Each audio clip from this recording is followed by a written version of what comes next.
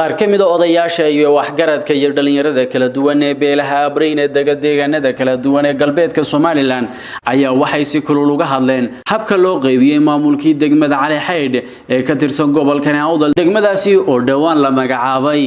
odayaashan iyo waxgaradkan kala duwan ayaa waxay fariimo kala duwan u direen xukuumadda madaxweyne Muuse Biixi Cabdi salaan kadib halkan joogna saaka waxaan qoonaa shir jaraa'id kaga hadlayno baaq aanu dareena mahad celin iyo cabashaa cid ay khusayso annagoo ah uqaasha duqeyda odayada indheer garadka iyo dhalinyarada Cismaan ka kooban waxaan marka hore u mahad celinaynaa sida ay u kala horeeyaan dawladda lambar waxaan mahad celinaa gudoomiyaha degmada Baki bara saabka gobolka Awdal wasiirka wasaaradda arrimaha gudaha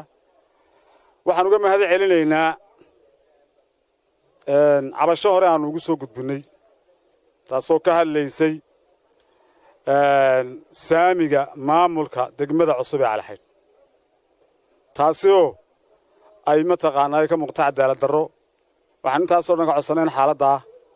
wax laga qabto waxa weeyaan wadada cadaaladda lagu soo celiyo maamulka maantana tii ayaan ugu diraynaa baaq sidii ay dacwadeeda hore u dhageysteen waa dhamaantood waan uga mahad celinaa cid kasta oo khusayso arintaan maanta ka hadlaynaa waa nooca waxaan u dhiibayaa hadalka oqaasha sidaa salaan dabadeed waxaan leeyahay sida warka aad ku maqasheen waxaan u mahadnaqaynaa madaxda dawladda iyo wasaaradda arrimaha gudaha iyo maayirka maxaan ku rahaa degmada Baki dhammaan waan u mahadnaqaynaa waxaan ugu mahadnaqaynaa sida wanaagsan ay nooga dhageysatay cabasho hore oo u geynay iyo warbixin wixii aan lahayn ay nooga dhageysatay waxa kale oo nooga mahadnaqaynaa degmada Cali Xaydh sida loogu deeqay maxaan ku rahaa magaca loogu deeqay ee dawladdu ay u bixisay waan ugu mahadnaqaynaa sidaa kadib waxaan ka hadlaynaa waxa weeye walaalaha meesha wala degan Cali Xaydh waxaan leenahay saami qaybsi iyo wixii uu nin waliba xeer u lahaa qodob ay wax ka dhiman yihiin weeye waxaan ka hadlaynaa waxaan leeyahay wixii walaalaha aan u midaysanahay xaaladda wixii u qurxaba annana noo qurxa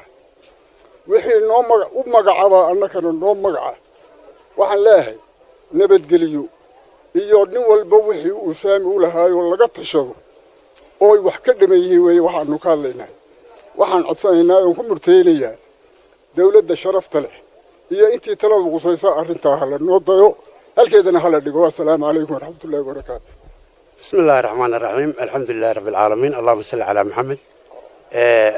waxaan halkan kaga hadlaynaa oo shirka jaraa'id uu ku saabsan yahay degmada Cali Xaydh ee cusub dhawaanta la bixiyay sanadkii hore aan islaafnay xilligii dawladdii Siiraanyo horta iyada aad baan ugu mahadnaqaynaa waana soo dhaweynaynaa degmada la nasiyay intaa kadib waxaan ka hadlaynaa waxay tahay sidii maamulka loo dhisay baan aad iyo aad u saluugnay waxaanan uga muujinaynaa cabasho dawladdu inay magaranaysaa ay soo fargeliso bisha 8deediina waxaan gaarsiinay wasaaradda arrimaha gudaha oo wasiirkii amniga ayaan waraa codsi u geynay afkana aan uga sheegnay imagana mid kale aan u gudbinay bara saabku waa og yahay maayarka degmadu wuu og yahay intaba waa si fiican bay nooga dhageysteen waan u mahadnaqaynaa sidaa darteed hadalkayagu wuxuu ku soo kooban yahay in aan hello oo keliya annagoo isbidayna Cali Xaydh dadka ugu mudan ama in badan ma garanaysaa uu ku lahaa magaca maamulkeedana